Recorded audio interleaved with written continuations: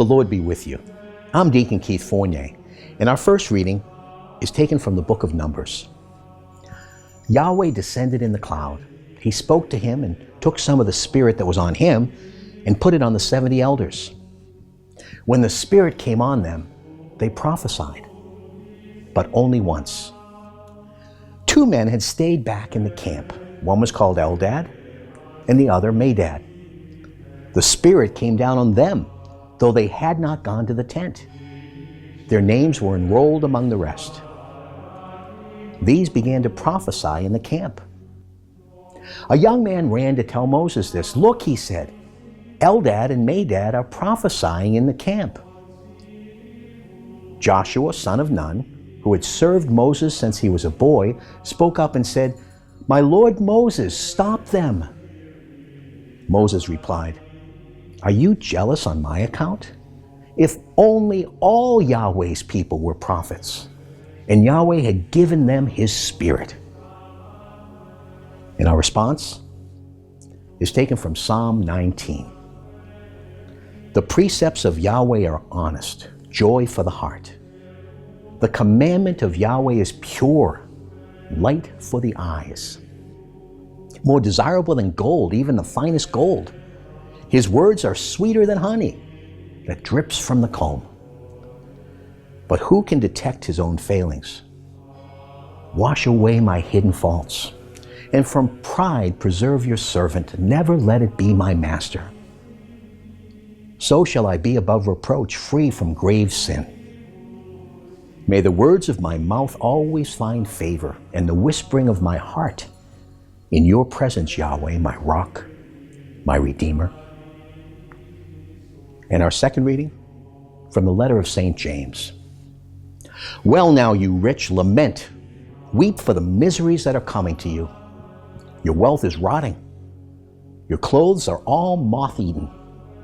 All your gold and your silver are corroding away, and the same corrosion will be a witness against you and eat into your body.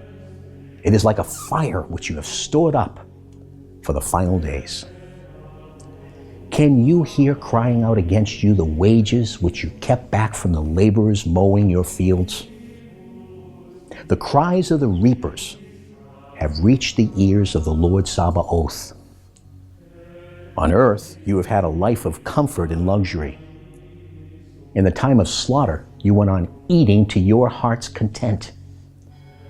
It was you who condemned the upright and killed them. They offered you no resistance. In a reading from the Holy Gospel according to St. Mark. John said to him, "Master, we saw someone who is not one of us driving out devils in your name. And because he was not one of us, we tried to stop him." But Jesus said, "You must not stop him. No one who works a miracle in my name could soon afterwards speak evil of me. Anyone who is not against us is for us. If anyone gives you a cup of water to drink because you belong to Christ, then in truth I tell you, he will most certainly not lose his reward. But anyone who is the downfall of one of these little ones who have faith would be better thrown into the sea with a great millstone hung around his neck. And if your hand should be your downfall, cut it off. It is better for you to enter into life crippled than to have 2 hands and go to hell, into the fire that can never be put out. And if your foot should be your downfall, cut it off. It is better for you to enter into life lame than to have 2 feet and be thrown into hell. And if your eye should be your downfall, tear it out. It is better for you to enter into the kingdom of God with 1 eye than to have 2 eyes and be thrown into hell, where their worm will never die, nor their fire be put out." The Gospel of the Lord.